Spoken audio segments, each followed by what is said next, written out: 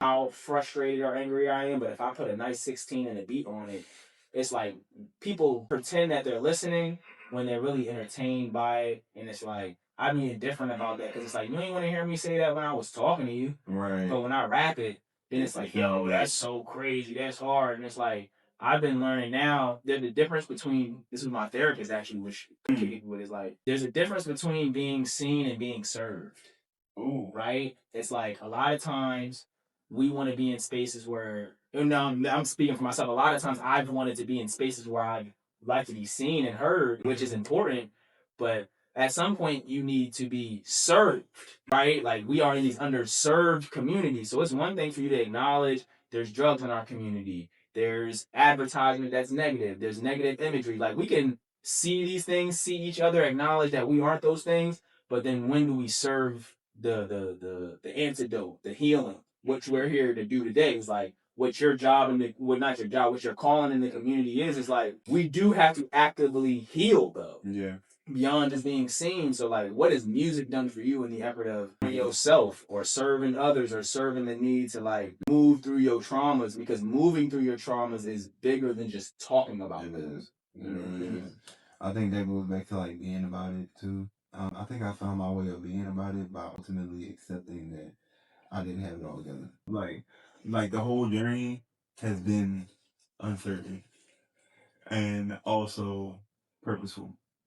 Like the archetype of meaning. I had to create the meaning. Yeah. Because I realized that with that genre that they be saying like life is meaningless. Yes, they do say. I never liked that. Like I never liked it. And you said in my face was like, yeah, like ooh. And it's like I don't like it because it's just like it don't feel like it's adding to the I guess the enthusiasm of what you can create in life.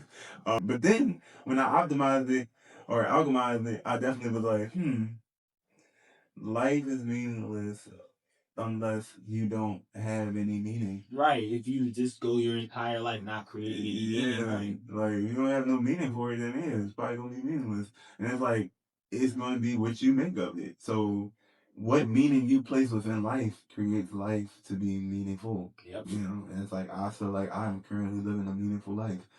Not even just from what I've been able to do, but accepting the embodiment of who I am.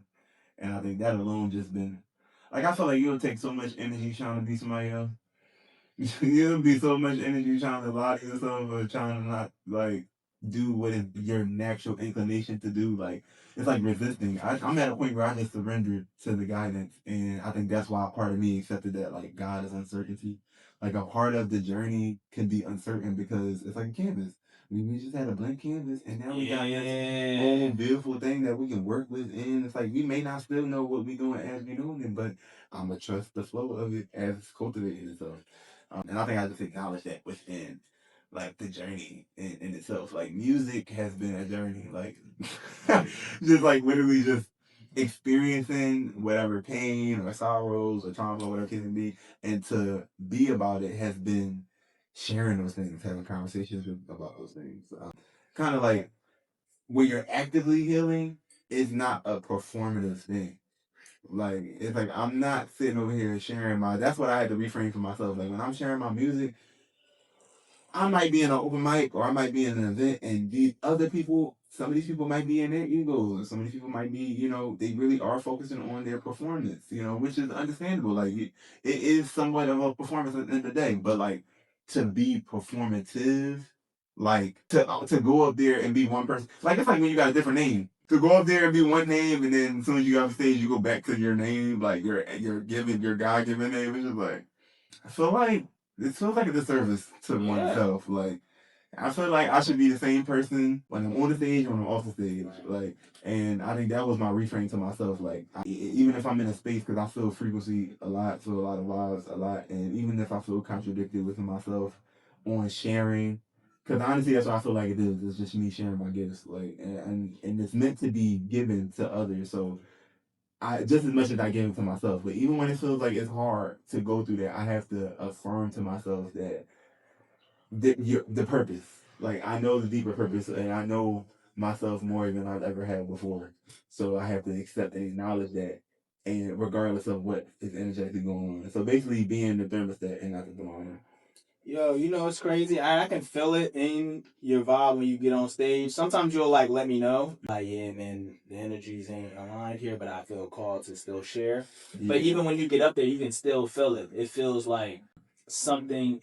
I want to say something deeper than even intention. It feels something's being addressed. Like it feels like what I was just saying. We're being served. Yeah. It feels like we're being served. Like, you know what I mean? So I definitely see what you're saying. Cause like that's how I feel it. I don't feel like I'm performing. Right. Like when I do my work, I genuinely feel like it's in service of what God put in me.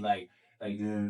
Like when you service a vehicle, it's like God serviced this body with life. Yeah. So I have to show have up. to show up in it. You know what I mean? So it don't never really feel like I'm in there to perform for y'all niggas. Right. It feel like God said, "Yeah, this is it. this is the moment. I need you. I need you to do this." Yeah. That's literally it. So like it's a calling. Like that's, and honestly that's where my ancestors' calling came from for me. It was like accepting the calling. Like there's going to be times that you might feel like you resistance, like to even doing it, and it's not to say that, you know, it's not to say that that's something that should take over. It's just something that is to be acknowledged. Like I feel this way, I feel these energies in the room, and now I can honestly start to identify with my truth more, so that when you're able to affirm what you're sharing, like it's like I'm sharing something that's bigger than me. I know what this done for me on a personal level. I don't know what it can do for someone in the room. So it's like whether someone else heard it before or whatever the case may be, it's like you may receive something different than when you hear it another time. You know, you might be in a different space in your life to receive it. Because I know for me, it's like even with like heartbreak, Love My Music Soul Child was my song. Until I got my heart broken. Then I was like, turn that damn song off. I'm like, I don't want to hear that song no more. I'm like, dang, like, why don't, hey, that's my favorite song. I'm like, dang, it's not my favorite anymore. Then I was like, listening to Neo So Sick. I'm like, oh, I understand this song now. I didn't know what heartbreak was like. So sick of love. I'm like, I surely am. I definitely go through that phase too, where it's like the sad songs. When I'm in a relationship, I'm like, turn that sad. Yeah. I'm in love. I'm in love. Yeah. And then when you break up, you be like, turn that sad shit. I need that sad. You can feel it. I'm like, I'm feeling it now. It's like, yeah, no, the songs hit different. So I know if that can happen to me for my favorite songs and stuff like that, like throwback songs, then I know that can happen for someone like if I'm sharing something, even if I feel like I faulted it. You know, I feel like there was a poem that I even shared at Eclectic Night that I'm like, I didn't think I was gonna share that poem. Yeah. Like It was right on time. Yeah.